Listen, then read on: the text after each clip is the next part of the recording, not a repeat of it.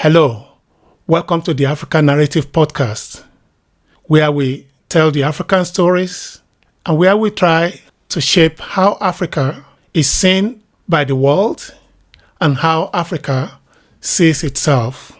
My name is Femi Shuewu, and today I want to talk about football, how football is being used as a tool to keep Africa down, why Africa is underrepresented in the world of football, what Africa can do about it, and why it is necessary that Africa does something about it. Before we go on, if you have not subscribed to our podcast or to our channel, this is the time to do so.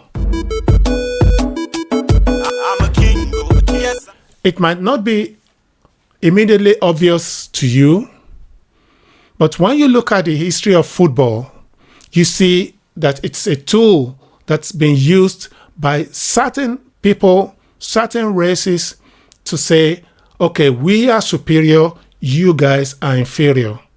I'll say that again. I don't want to be the one to kill your joy if you're an African watching this, but football has been used and is still being used as a tool to keep Africa down. Let's look a bit into the history of Africa's representation in the World Cup arena.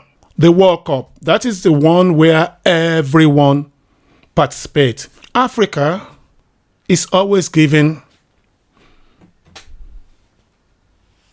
the crumbs. You might not realize it. We are always grateful that we have a little bit of representation. The World Cup began in 1930. It has been an exclusive club of Europe and South America. Other teams, other continents are just put there for decoration. How many continents have won the World Cup? It's just those two continents. And I'll tell you why. It is because the whole thing is rigged towards those two continents.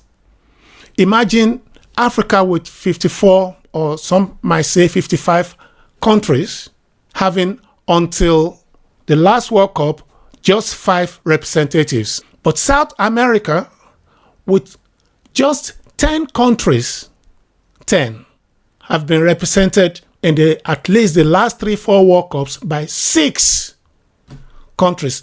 10 countries in a continent versus 54 or 55 in another continent being represented by 5 and 10 countries being represented by 6. Europe, with about 47 countries, always gets the largest share of the cake. Sometimes 14, sometimes 15. And we in Africa, we are very happy with the crumbs. Once everything is divided, whatever we get, we are very happy. There were at least 5 World Cups before Africa got its first representative in 1958 when Tunisia was invited to be part of the football family, to be part of the fake equal representation. It wasn't until 1970, let that sink in, it wasn't until 1970 that Africa was given another crumb. Then it became 2 countries representing a continent of 1.4 billion people. Now, okay, we were not 1.4 billion then, but whatever it is, Africa has always been double the population of South America, for example, and the same goes for the population of Europe. It took another 8 years before Africa was given 3. In any case, Europe always gets at least 33% of the whole cake. And we in Africa, we have to be happy with the crumbs that they were given. 1986, Africa went from 3 representatives to 5 representatives. That was when Cameroon, Morocco, Algeria, Egypt, and Tunisia represented Africa. And now the World Cup has been extended to 48 teams. And guess what? Africa gets 9 places. Europe gets 16 of those places. South America gets 6, and it could be even 7. There are still 10 countries there in South America. There are still 40-something countries in Europe. Their number increases to 16. And we in Africa, every country that participates is really very happy to be part of the shenanigan of World Cup. It is not a World Cup, it is a European Cup plus.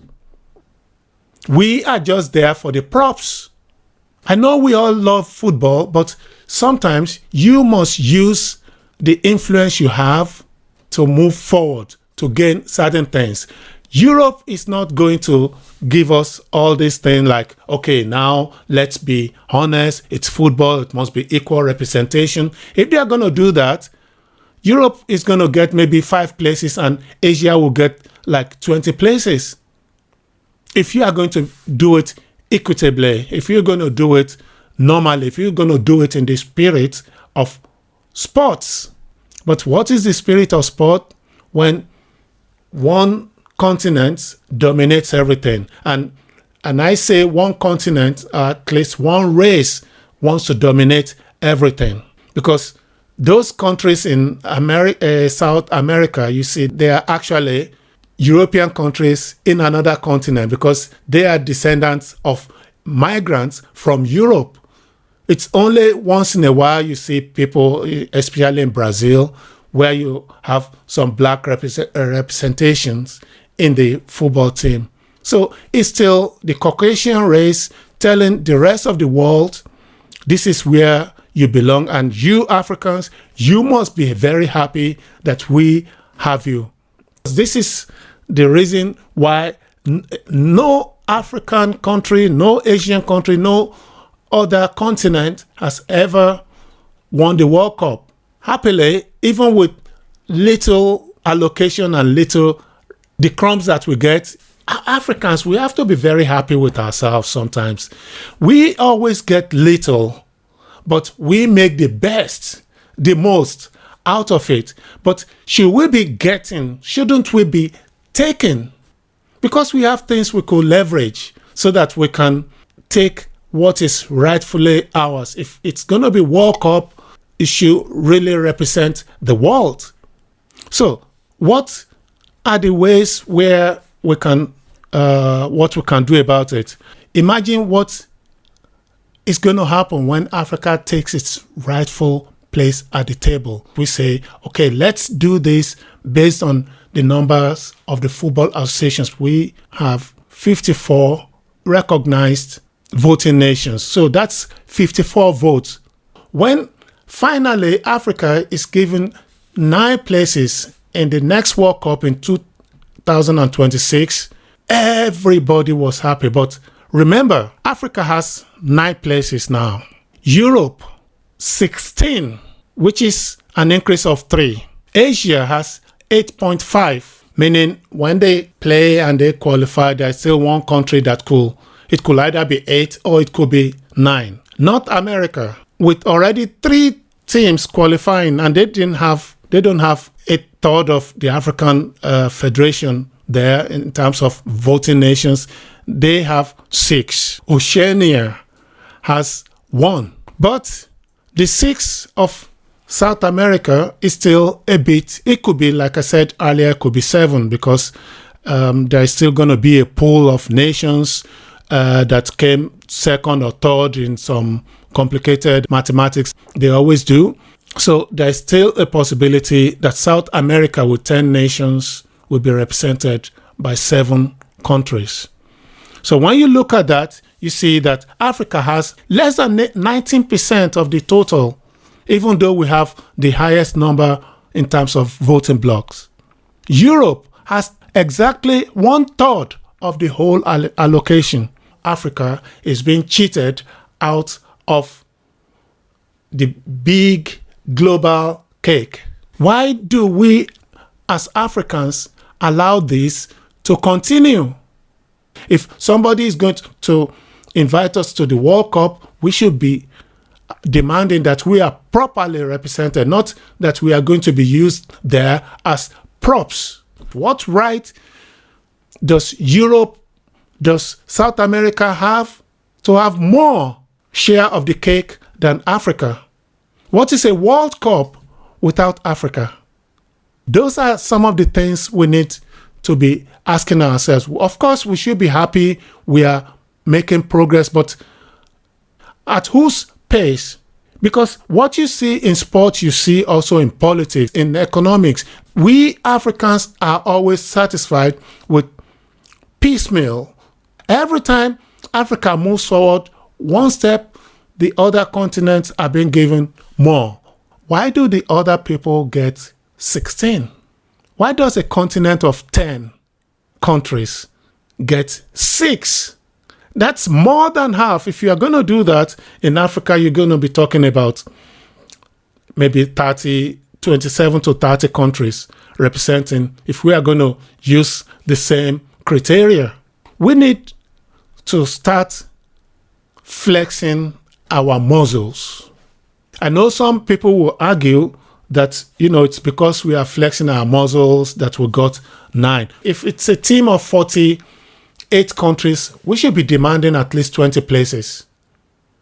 Non-negotiable. Because we have the highest voting bloc, the highest number of federations. Nobody can become, and that's the second part, nobody can become FIFA president without Africa voting as a bloc for that person. That's a lot of leverage we just keeping in our closets and we are not using. You see, if you are going to play this game, you're going to have to play it the way it is played. And football is not only played on the football field, it's played in the boardroom. It's played in Europe, not on the field, not in the stadium, but behind closed doors.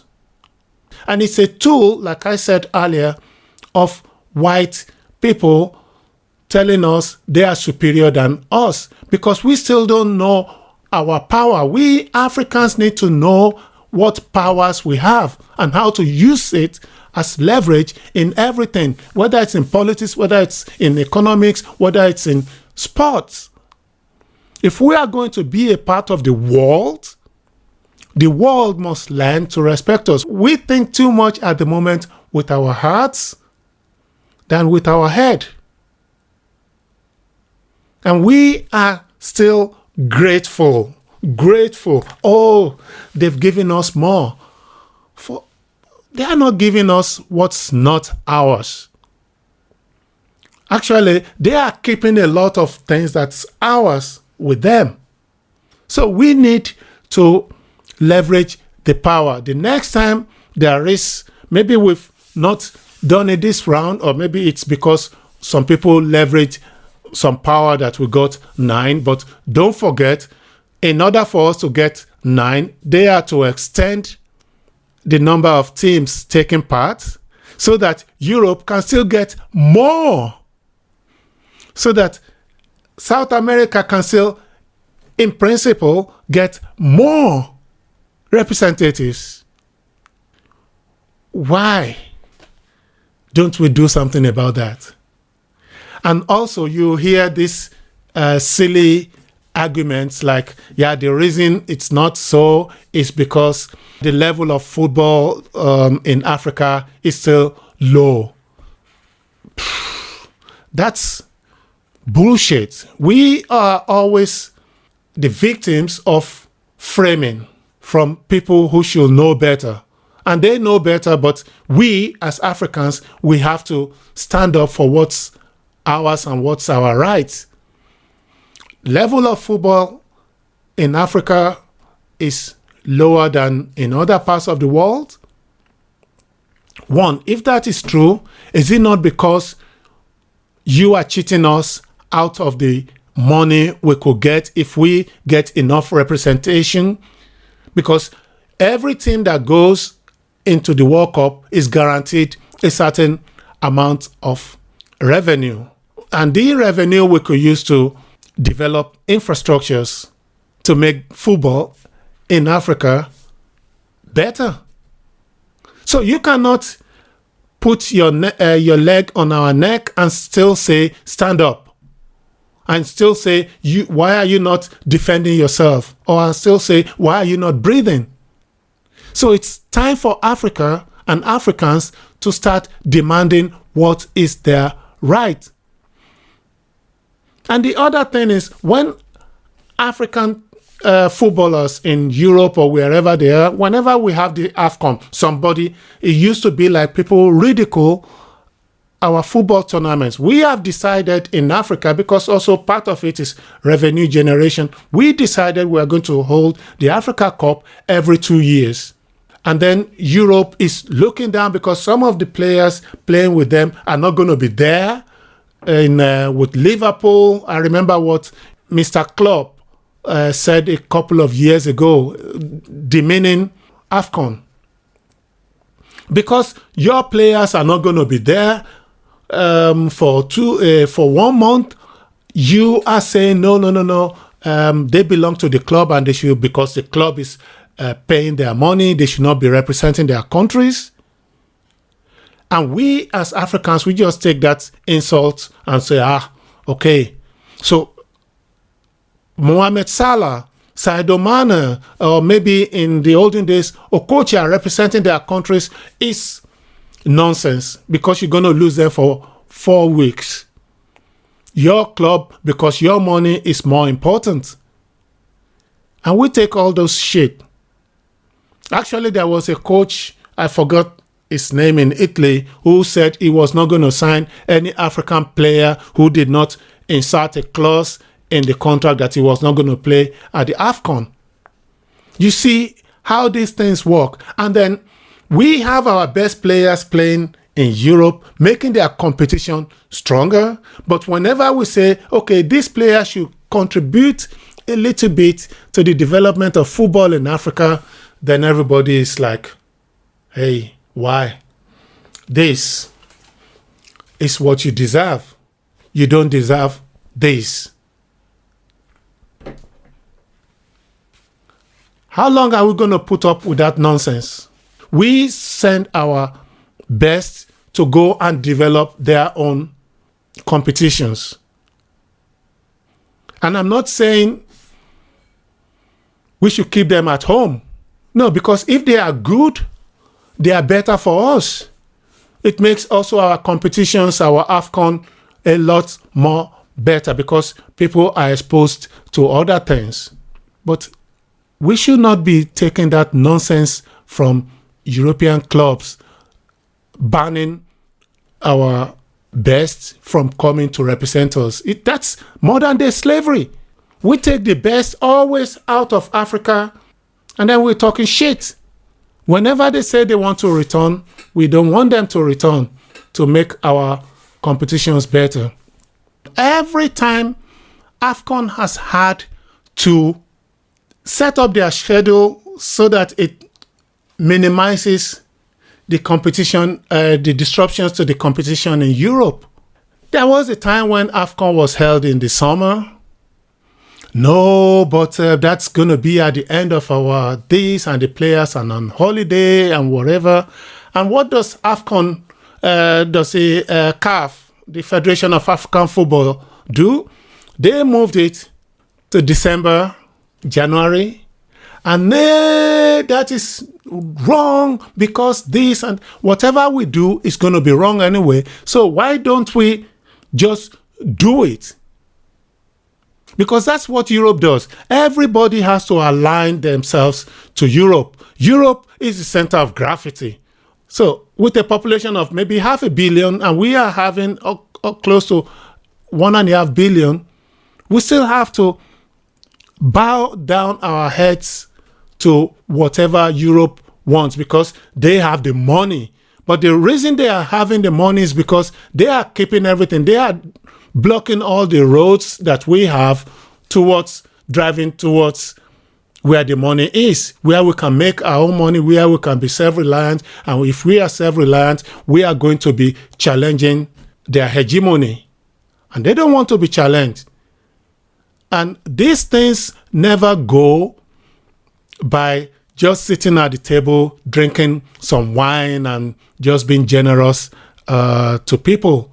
No, we have to start demanding our rightful place. And one of those things that they always talk about is also, apart from lack of infrastructure, which is 3/4 of it is caused by them, is like African teams don't do well. We play our football with passion. We play our football with a lot of bravado. We want to entertain. We want to have joy. Ours is about joy.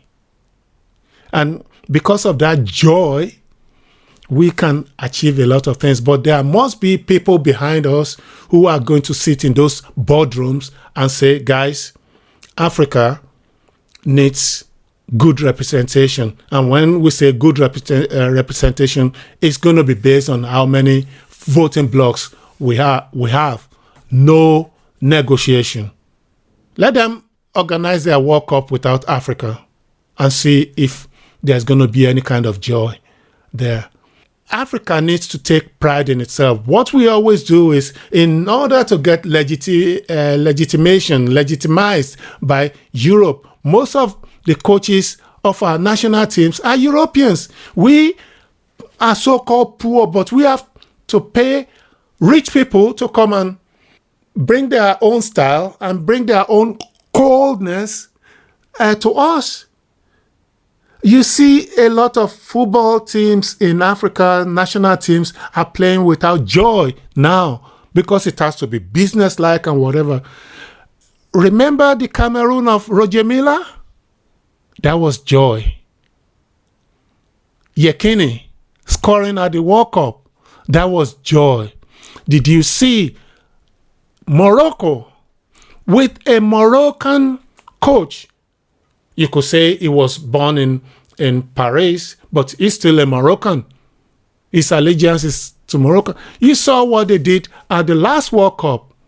Senegal, national coach, Senegalese. You saw what they achieved. Côte d'Ivoire, that won the last AFCON, coached by an African. We need to start giving our own chances. Of course, we're not going to be there in one day. But if we don't invest in our own people, these people in Europe, in their boardrooms, in Geneva, are still going to be giving us shit. Because they're not going to come to Africa to develop us. With all the European coaches, what have we achieved at the World Cup? And now let me even digress a bit, because this is at a critical point in our history as a sporting continent. We love our sports.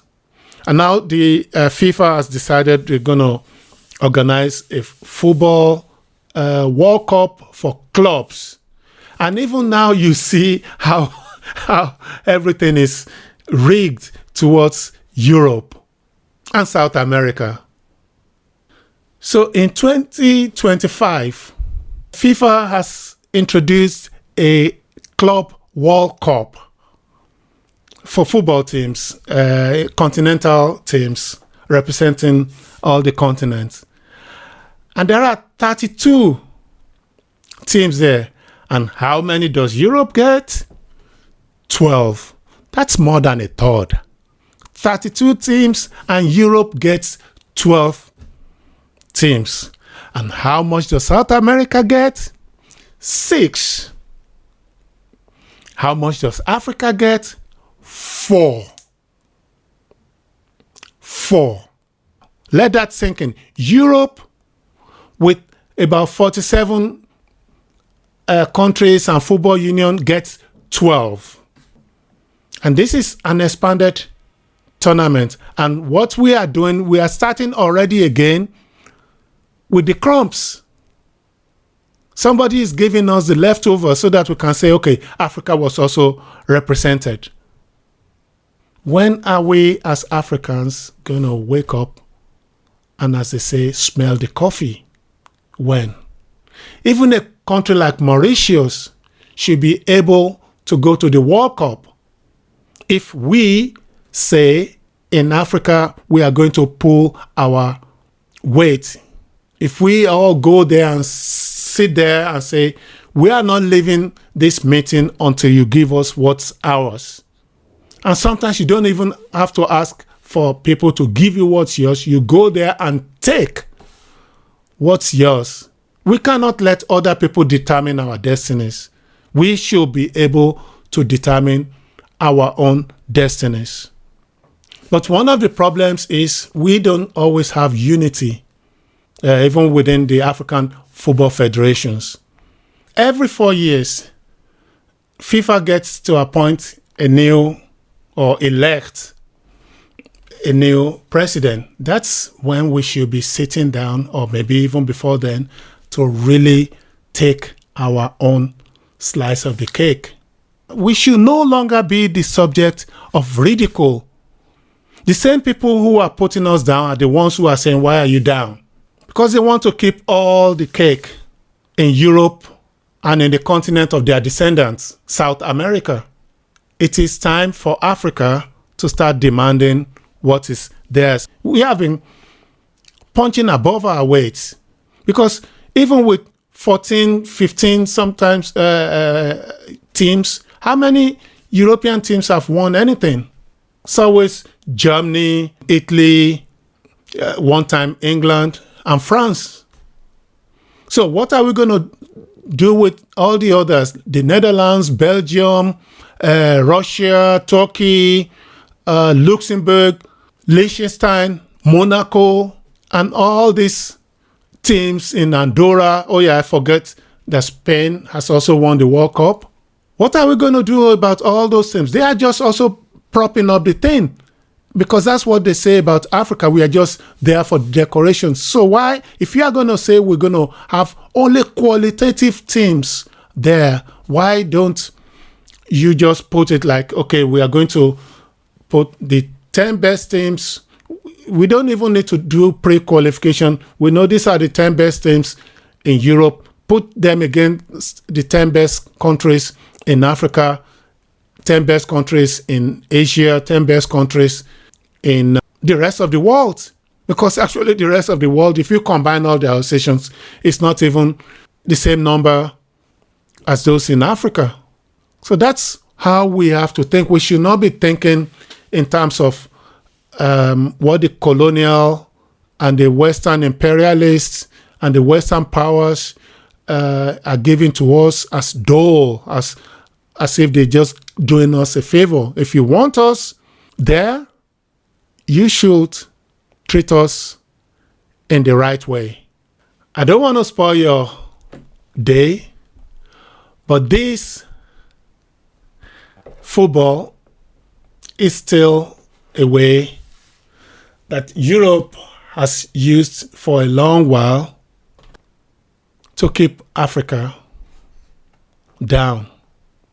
Africa has to get the number of places that is commensurate with the number of associations that we have, that is commensurate with the number of people we have living in our continent. If we are using everything, using money to determine everything, then let's just have European Cup Plus. We all watch it. We like football. We are crazy about it anyway. We will watch it.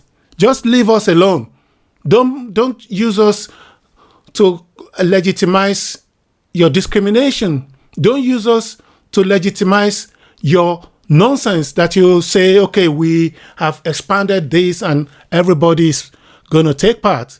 We are not just there to eat your crumbs. We are tired. And we should be demanding also more money for our infrastructures. Imagine the European competition without George Weah, without Okocha, without Peter Ndlove, without Benny McCarthy, without Nwankwo Kanu, without Abedi Pele and his children, without Mohamed Salah, Sadio Mane. When you develop African football, you are not doing only Africa a favor. It is for the development, for the betterment of the whole football environment. You cannot say it's the World Cup. You cannot say football is for us, for all of us, and you are just taking everything. And you need to respect Africa. If we want our Nations Cup, our AFCON to be every 2 years, so be it. We do it 2 years. But now we have to satisfy our masters in Europe. And Africans want joy too. And maybe we should not only be thinking of joy, we should also be thinking of money. Because apparently money talks. So if we have our AFCON whenever we want it, we generate more money. But yeah, the people at the top are always thinking about themselves and their position at the FIFA, because then they get diplomatic passports so that they can travel to many places and eat caviars, just becoming Uncle Toms of the Europeans. In conclusion, Africa's underrepresentation in the World Cup is something that can be solved by Africans, and Africa needs to start pulling its weight. For too long, our leaders, and it's not just heads of states, but also heads of sports, have been busy sleeping. They are happy to be hosted in world headquarters, but they are not really, maybe they don't know our potentials. So I'm going to give them that benefit of the doubt. But we as Africans need to take our rightful place in the world of football. You cannot start a World Cup for clubs with 32 countries and give Africa just 4 places. 4. And give Europe already 12. And then you're going to say 12 versus 4. Why has Africa never won it? Yeah, there are 12 of you against 4 of us. And when the money is shared, you're going to share that money in 12 places and give it to Europe and give us just 4 of that. That is not enough to develop anything. And we can cry till the kingdom comes. We as Africans need to start demanding and taking our things that are ours. If I'm sitting with you at the table, you better treat me like an equal. You cannot be going down there the whole time and still bowing to people who have oppressed you for a long time and still expect that they're going to be treating you as equal. So Africa, wake up. You are not doing it for yourselves. You are doing it for the whole of the continent. We need joy, but we need joy that is going to be backed up by equal representation. And the Confederation of African Football, guys, you need to look at yourselves in the mirror. Why do you keep accepting nonsense from others? You going to Geneva, to the World Cup FIFA headquarters, like you are going there like, okay, we are happy to be invited. No. They are inviting you because you have to be there. You have a right to be there. And the next time there is a FIFA election, let one of you become president. Go now and start lobbying for that. The Europeans they are unashamedly pro-Europe in everything they do, and they will find reasons to justify that. And the same reason they will use to justify the underrepresentation of Africa in world of football. So it is time for Africa to stand up, stand tall, and be the leader that we are. Thank you for listening or watching this podcast.